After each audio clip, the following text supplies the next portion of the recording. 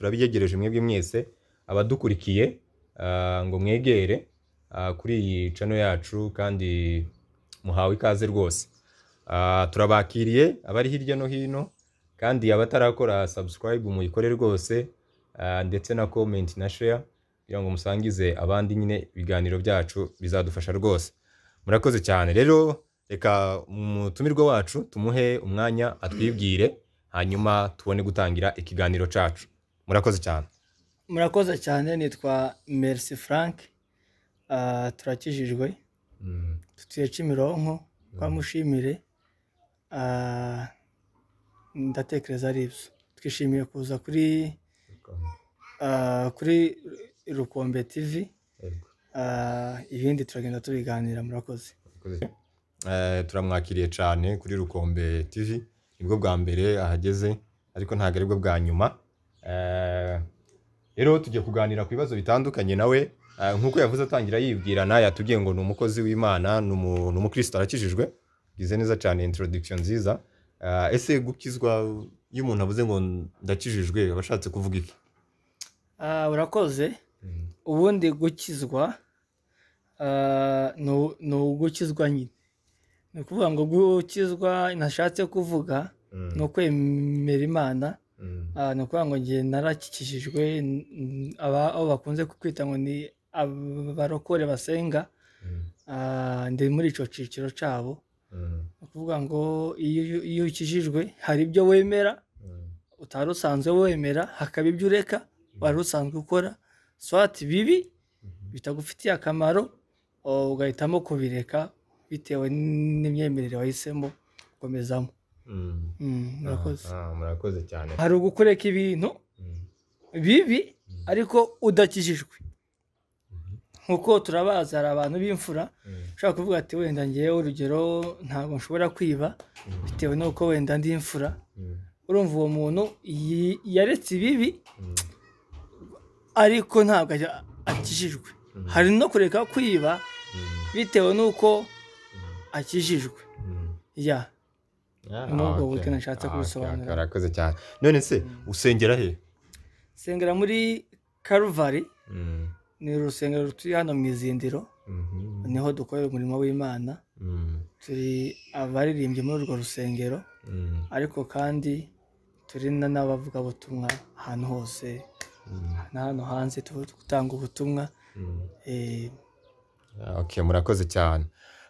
Utugiye neza, utugiye kuri umuririmbyi ukaba n'umuvuga butumwa tandukanye. Ubwo uri umuyumbe, bo twita abayumbe? Ndi umuyumbe babandi bakunze kwita abayumbe. Igisirimba ni bumwe mu buryo bukoreshwa mu kuramya Imana no kuyihimbaza. Kuramya Imana biri mu byiciro byinshi. Hari abayiramya basenga, hari uyiramya abwiriza, hari uyiramya aririmba, hari uyiramya ashima, hari uyiramya atanga afasha. Ariko ngewe ubwo buryo bundi turabukoresha, ariko cyane cyane tubukoresha mu buryo bw'igisirimba. Nkuko iyo usirimba nyine nabwo ni imwe mu buryo bwo kuramya Imana, ariko binyuze mu buryo bw'igisirimba. None se ngira akabazo, mu buryo bwo gusirimba uravuze ngo uburyo bwo kuramya Imana, ariko hari uburyo bumwe tubona abantu basirimbamo, ukabona abantu baheka abandi bagasimbuka abandi, umuntu akazashinga amampeneka, twita ngo na amampeneka. Buriya nabwo ni uburyo bwo kuramya Imana cyangwa ni gute utekereza gute biriya bintu? Zenda ntanje ni ikibazo kijemo, sinzi uko ubitekereza wowe. Murakoze. Ku giti cyanjye uko mbyumva, abantu banyumve neza, abantu twumva bitandukanye, ariko njye ku giti cyanjye gusirimba biri mu buryo butandukanye.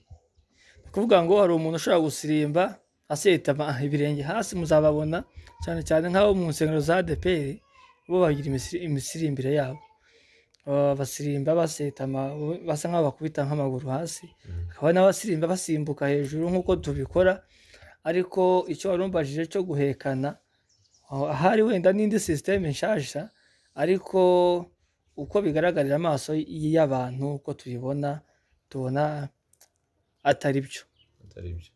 Ntago ari byo, kuko ikintu cyo kuvuga ngo murasirimbye musimbutsa abantu, ushobora gusimbuka umuntu, ushobora kuvunika, ushobora gusimbuka umuntu ipata rikagucikiraho by'ukuri ni ikintu ni byiza gusirimba ariko biba byiza iyo usirimbye ugasirimbana ubwenge nako ijambo ry'Imana ritubwira ngo ibyo dukora byose tubikora n'ubwenge ushobora gusirimba nk'uko ukavunika kandi ukavunikira mu nzu y'Imana yego ni byiza rimwe na rimwe bitandukanye n'umuntu wavunikiye hanze ariko kandi si byiza kuvunika uvunikiwe mu nzu y'Imana. Aha arakoze cyane ngira ngo murabyumvishije ibyo dusobanuriye ku bijyanye n'igisirimba ariko nk'uko twemera n'umuco wacu gusirimba ni uburyo bumwe bwo kuramya Imana murabizi mwese niba utazusirimba ugenda unabyige uzajya usirimba kuko birafasha. Aha rero ikindi nagira ngo nkubaze buriya iyo mu rusengero ubona abakristo baza ugasanga bamwe gusengera muri Calvary ugasanga abakristo abantu bari muri urwo rusengero abantu bakijijwe cyangwa se abantu babandi bazwi mu rusengero ugasanga nibo twicaza imbere nibo duha umwanya umuntu uzi cyangwa se nimba umuntu tuzi ko adakijijwe ugasanga abantu bamwe tubasiga inyuma cyangwa se umuntu niba mubona ko aje atambaye neza ugasanga ari inyuma mu nsengero bikunze kubaho cyane mu nsengero zacu bibamo kandi ntago ari ukuvuga ngo ni hano n'ahandi henshi twakuriye n'ahandi twagiye tubibona ukabona umuntu araje niba yambaye costume bagahita bamuzamura bakamujana imbere kandi umuntu yaza yambaye ukundi kwere ko byenda ibihe bimucishije bugufi nkuko turimo kubyiga ibihe bimucishije bugufi ugasanga umuntu bamuhaye intebe y'inyuma kandi mutazi ngo n'umuntu umeze ute ese ninde muntu ukenewe kwicara imbere ninde muntu ugomba kwicara inyuma wewe ubitekereza gute biriya bintu? Murakoze cyane ubundi Bibiliya bivuga neza ngira ngo Yesu yigeze kuva iwabo aragenda nyuma abavandimwe be n'ababyeyi be baza kumushaka baramubwira ngo umwigisha ababyeyi bawe baragushaka n'abavandimwe bawe arabasubiza ngo nta muvandimwe urutaba abangaba ndi kumwe n'abavandimwe banje bivuze iki no kuvuga ngo ubundi Yesu rero ngo mbisobanure mu bwo buryo nza gusubiza ikibazo cyawe Yesu ntiyigeze apfira abakiranutsi no cyo ni cy'abantu twitiranye Yesu ntiyapfiriye abakiranutsi ahubwo Yesu yapfiriye abanyabyaha kuvuga ngo Yesu uyu munsi aramutse ari mu isi ntiyakabaye ajya mu nsengero cyane yakabaye ajya kubwiriza abantu mu misozi abari nyine ibintu nk'ibyo akajya gusura imfubyi abapfakazi bitandukanye natwe b'uyu munsi twe twumva twabwiriza umuntu mu rusengero ariko kujya kumubwira hanze tukumva ni ikibazo. Subiye mu kibazo cyawe wambajije cyo kuvuga ngo imyanya yo mu nsengero uko wicaza umuntu uko asa uko yaje asa bishobora kugutera kwicara imbere cyangwa se uko usa bikagutera kwicara inyuma. Ubundi ijambo ry'Imana riravuga ngo abanyacubahiro tububahe. Hari intebe zo mu nzu y'Imana zigenewe abagaragu b'Imana. Iyo ntebe y'umushumba njye sinayicaramo. Mu gihe nyicayemo imba nisumbukuruje imba ngiye mu mavuta atari ayanjye. Noneho hakaba intebe zindi zigenewe ababyeyi nk'umubyeyi utwite. Hari intebe uzasanga mu rusengero nini z'umubyeyi utwite. Mu by'ukuri iyo ntebe uyicayemo uri umukobwa yego ni byiza ariko nanone mu gihe hari ababyeyi batwite umubyeyi ukuze ari ugomba kwicara muri izo ntebe mwubahe nyine azicaremo. Ni nk'umuco. Ubundi ubukristo buvanga n'umuco. Ni ukuvuga ngo sinshobora kwicara mu rusengero ndi kubona umubyeyi w'umupapa uhagurutse ngo nuko namutanze mu rusengero ngo mvuge ngo ni nakomeze hagarare ngiye nkomeze nicare. Tukuvuga ngo ni umuco ubukristo ubukijijwe ariko nanone ugakoresha n'ubwenge hamwe n'umuco w'umuntu aba afite. Ni ukuvuga ngo imyanya yo mu nsengero ubundi nta hantu Imana itakumvira. Wakwicara inyuma wakwicara imbere wowe upfa kuba gusa ufite umutima wawe umeze nk'uko Imana ishaka. Ibindi byo kwicara imyanya ibyo ngibyo ni kuri ba bantu bafite agakiza ko hasi ariko umuntu amaze kuzamuka mu buryo bw'imikurire ntago areba ngo yicaye hehe ntago areba ngo bamwicaje he ntago areba ngo yambaye uwuhe mwenda ntago areba ngo nintwari umwenda ndicara he nuko njye niko ku bantu bakuze ngira ngo ntabwo bakagombye kureba ibyo ngibyo. Urakoze cyane. Hanyuma kandi wenda ukiri aho ngaho hari ukuntu ubundi ibihe bigutegeka kwicara ahantu. Ibihe gute? Ibihe kuvuga ngo uyu munsi wenda ibihe bishobora kukwemera kuguhuza n'abantu runaka cyangwa se bikaguhuza n'abandi runaka. Urugero, nimba kuba mu rusengero, hari no kuba mu rusengero ukijijwe. Hari umuyobozi wanje mwikorera akunda kutubwira ngo ushobora kumara amasaha 8 ku ishuri nako ku kazi, ariko ntumara amasaha 8 mu kazi. Ni ukuvuga ngo hari amasaha 8 ku kazi n'amasaha 8 mu kazi. Bitandukanye gute? Amasaha 8 ku kazi n'amasaha 8 mu kazi, hari ukuba uri ku kazi ariko utari mu kazi. Hari ukuba uri ku kazi ariko utari gukora inshingano zakujyanye ku kazi, ariko kazi. Niho bitandukanira. Kuvuga ngo nari mu rusengero nabwo tuba dufitemo abantu benshi, hari abaza gusenga koko bafite iyo nyota, hari n'abaza gusenga bakeneye guhinduka, ariko hari n'abandi baza gusenga kugira ngo amaso y'abantu abarebe ko basenze. So abo bantu rero baba bafite imyumvire itandukanye, ariko ibihe bigufavoriza kugenera umwanya wicaramo. Nimba uyu munsi uri umuririmbyi ukaba ufite impano y'uburirimbyi, ibihe bigutegeka kwicara mu ntebe z'abaririmbyi. Iyo ugiye gusengera aho waba ugiye gusengera hose uzwi ko uri umuririmbyi, ntabwo bashobora kugucaza inyuma, bakujyana mu myanya y'abaririmbyi, kwicara mu baririmbyi. Nimba uri umuvugabutumwa, ibihe bikwambitse kuvuga ijambo. Uyu munsi ukajya gusengera ahantu runaka bakuzi, ntabwo wicara mu ntebe zisanzwe, ujya mu ntebe zigenewe abavugabutumwa.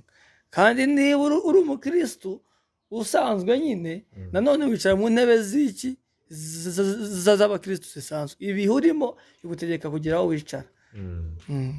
Yes, urakoze cyane, bisobanuye neza. Ni ukuvuga ngo ibihe urimo nibyo bituma bishobora kugenaho urundi ruhande ushobora kugana aho wicara. Niba uri umuvugabutumwa uri kuvuga ijambo ry'Imana kugira byakunda, uhabwa umwanya w'abavugabutumwa. Kandi niba uri umuririmbyi urumva nyine biba bitandukanye. Urakoze cyane. None se watubwiye ko ukijijwe, ukora iki kugira ngo usigasire ubwo bukristo bwawe? Kuko ahangaha hanze hariho abantu nk'uko wari ubivuze, ugasanga umuntu ni umukristo, ugaca ugasanga ntagakiriwe, yagiye mu bindi bintu, cyangwa se arasa n'umuntu wagivinze up akabivamo. Wowe niki ukoresha kugira ngo ukomeze ube kuri standard nziza, cyangwa se ukomeze ukure mu mwuka wo kugira ngo usubire inyuma? Niki ukoresha? Urakoze cyane. Bibiliya itubwira ngo wowe muntu wibwira ko uhagazewe icunge utagwa. Kuko dufite abantu benshi babivuyemo, kandi abenshi batubwirije ubutumwa babivamo. Mu by'ukuri ibanga nkoresha nta rindi, dore ko dukuze cyane ku buryo tuvuga ngo ntabwo twabivuyemo, nubwo tubimazemo imyaka myinshi, ariko impamvu tukibirimo mu by'ukuri ni ugusenga. Ni ukuvuga ngo iyo wakijijwe ukakira Yesu umwami n'umukiza w'ubuzima bwawe, ukamwemerera, ukamuha ibyicaro muri wowe, akakugenga, ukagendera ku mahame yiwe, ku byo yemera, ibyo yanga. Kuvuga ngo Bibiliya iratubwira ngo Yesu niwe cyitegererezo cyacu. Kuvuga ngo buri munsi impamvu nkibirimo uko buri munsi mba nshaka guhinduka, nshaka gusa na Kristo. Buri munsi guhinduka rero ntiwahinduka usa na Kristo udasenga.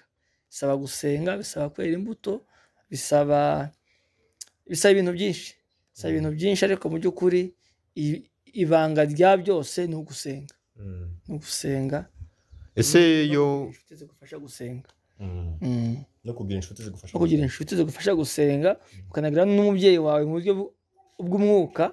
Ushobora kuvuga ngo uyu mubyeyi, uyu ni umubyeyi wanjye mu buryo bw'umwuka, akaguhugura, kandi binaguhuguyeho ukabyumva nimba aguhanye ukabyumva ukabikosora. Nibwo buryo bwiza. Ubundi uburyo bwiza bundi bugufasha no kwemera intege nke zawe yego ukemera ko izo ntege nke zawe niba umuntu azikubwiye ugomba kuzihindura, bigenda bigufasha mu buryo bw'imyizerere yawe, bigatuma ibi bintu byo gusenga ubigumamo kandi ukabigumamo neza, kandi niyo usenga koko Imana igenda ikwambika izindi mbaraga n'ubundi bushobozi, ukagenda ubivamo neza kuzageza usoje urugendo rwawe.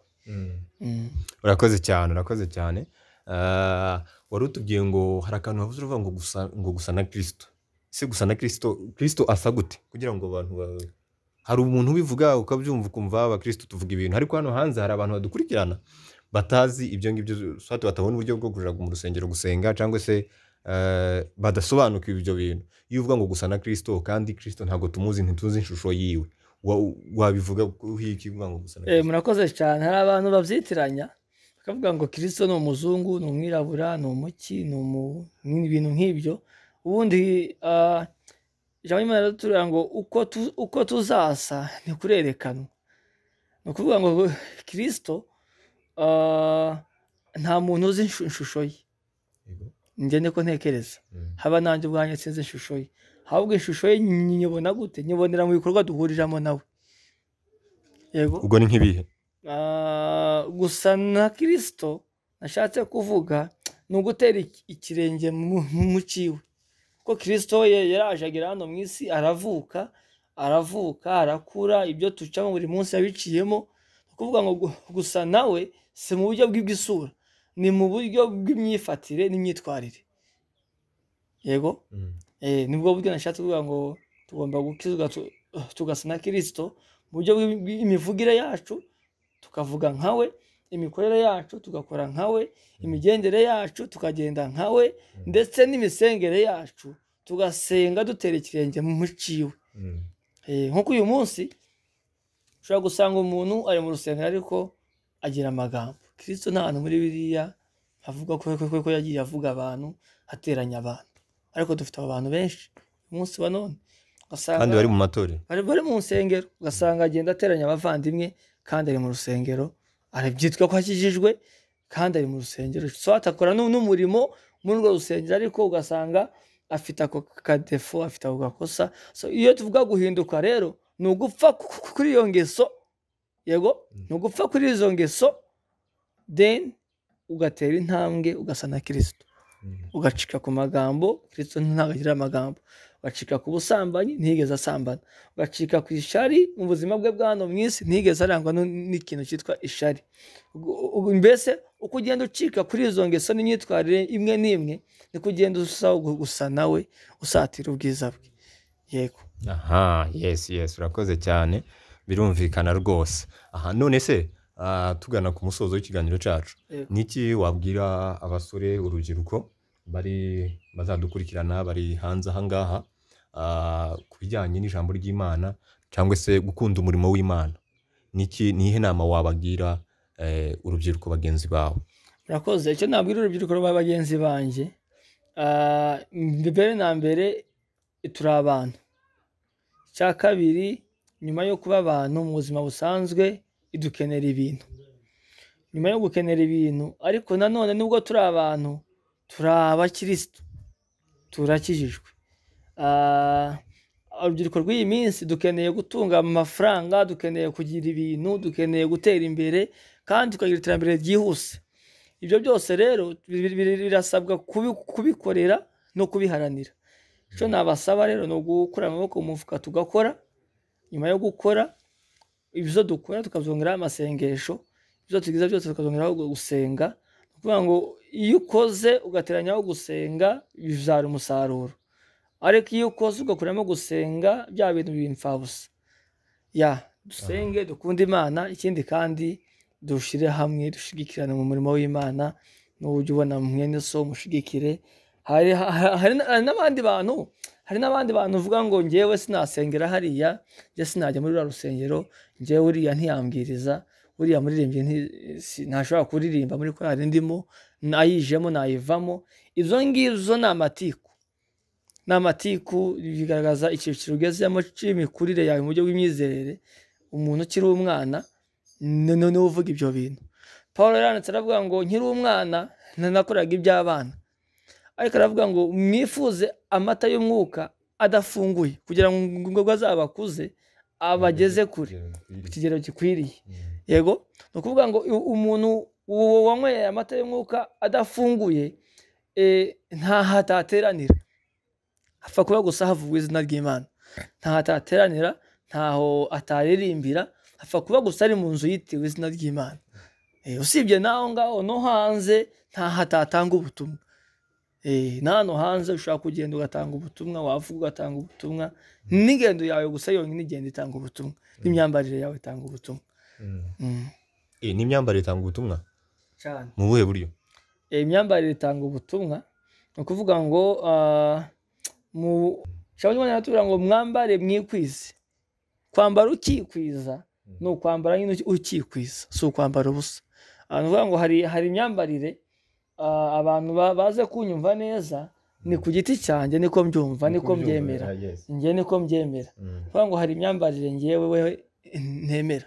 Hari imyambarire yagenewe ibirori, urugero amakwe, ibiriyo, ibiki, anniversaire n'ibiki. Ariko hari n'imyambarire yagenewe kujya mu nzu y'Imana. Hari imyambarire yagenewe kujya mu kabari. Iyo ufashe imyambarire yagenewe kujya mu kabari ukayizana mu nzu y'Imana, uba wambaye nabi. Iyo ufashe imyambarire yagenewe ubukwe ukayizana mu nzu y'Imana, uba wambaye nabi. Iyo ufashe imyambarire yo mu kiriyo dukunze kwambara hano hanze, urabona mu kiriyo ushobora gukoresha nka t-shirt iriho nk'ifoto y'umuntu wapfuye, urumva, warangiza ugafata nk'uwo mwambaro ukawujyana mu kabari, tayari amategeko y'akabari amaze kuyica. Wambaye nabi. Ni ukuvuga ngo mu nzu y'Imana ugomba kwambara imyambarire itari bucumuze mugenzi wawe. None se kwambara nk'umwenda ubwo icumuza ni nkiyihe? Hari umwenda ushobora kwambara, ubundi ijambo ry'Imana rivuga ngo ikintu cyose ushobora gukora kigacumuza mugenzi wawe ukirinde, ukigendere kure. Niba nshobora kuvuga ijambo rikagira uwo ricumuza, reka nirinde. Niba nshobora kwambara umwenda wenda ndi umuhungu, nkambara nk'ipataro nkayambarira hano, wenda nambaye n'ishati ngufi, nakunama umugongo wose ukajya hasi, umubyeyi undeba aratekereza ko ndi indiscipline, nta burere, ntaki. Nyine urumva umubyeyi mu by'ukuri acumuye kubera ibyo nambaye. Niba ari umukobwa akaba yambaye wenda ijipo rigufi cyangwa se ikanzu ngufi, noneho hari amakanzu bajya bambara utamenya ubwoko bwabo, mu by'ukuri iyo kanzu niba ushobora kuyambara ikagira umuntu itera ku confusion, yihorere. Si umwambaro wo kwambara mu rusengero, si n'umwambaro ugenewe abakristo. Ubundi umukristo agomba kwambara akikwiza ku buryo umureba wese ku buryo nundeba mu myambarire utaza kumbonaho komenti yo kunenga imyambarire, ahubwo mbonaho komenti zishima imyambarire kurusha kubona komenti zinenga imyambarire. Yes, arakoze cyane Frank. Ngira ngo ibyo yabasobanuriye byose mwabyumvishije kandi nizere ko mwanyuzwe. Ntabwo ikiganiro tukirekeye aha, n'ubundi tuzagikomeza tuganireho ibindi. Mutange comment uko mwabibonye, uko mubyumva, n'ibyo yavuze bitari byo, kuko ni umuntu ashobora kwibesha akavuga ibitari byo, kandi n'ibyo yavuze neza nyine mukamutera courage. Tutarasoza nagira ngo nkubaze, ubundi nubwo twari kutangira nabyo uvuka ukomoka he? Murakoze cyane. Jewe nkomoka muri Kongo, navukiye muri Kongo ariko siho ntuye mu Rwanda, ariko navukiye muri Kongo mu Minembwe ahitwa mu Bidego, niho navukiye, naho nakuriye. Nahize n'amashuri ariko sinaje kuyasorezayo kubera ibihe, nyine ibihe bya bihe nababwiye, ibihe bijya bigukura ahantu bikakuzana ahandi, ariko niho navukiye, niyo nakuriye, ariko uyu munsi ndi hano. Wakuriye mu Bidego, ubwo ni mu Minembwe? Ni mu Minembwe. Ni ngo mvuka muri Kongo mu gace ka Minembwe, ariko Minembwe igiye ifite imidugudu myinshi mu mudugudu wa Bidego. umudugudu wa Bidego. Yes, abantu bo mu mudugudu wa Bidego turabasuhuje cyane. aho bari, abari mu Rwanda, abari muri Congo, abari muri Amerika, bakomoka mu mudugudu wa Bidego kabisa. Hari abunzi, hari abasore twabanye. Respect kabisa, muri abavandimwe ba bugufi. Okay, urakoze cyane. Rero turagushimiye cyane kuba wemeye ubutumire bwacu tukaganira. Ni umugisha mwinshi kandi turanagushimira kubwo muhate wo gukomeza muri iyo nzira mwatangiye. Ni nziza cyane kandi ngire ngo ni Bibiliya cyangwa indirimbo ivuga ngo iyo tangiye umurimo mwiza muri mwe izanawusohoza. Courage cyane, icyo tuzi nuko bizagenda neza. Saba mwakoze abadukurikiye, Imana ibaha umugisha mwinshi cyane mwese. Dushimiye abari kuri kamera, David, Imana ibaha umugisha mwinshi cyane. Urakoze cyane, Imana ibaha umugisha. Bye. Ciao. Ciao ciao. Yes.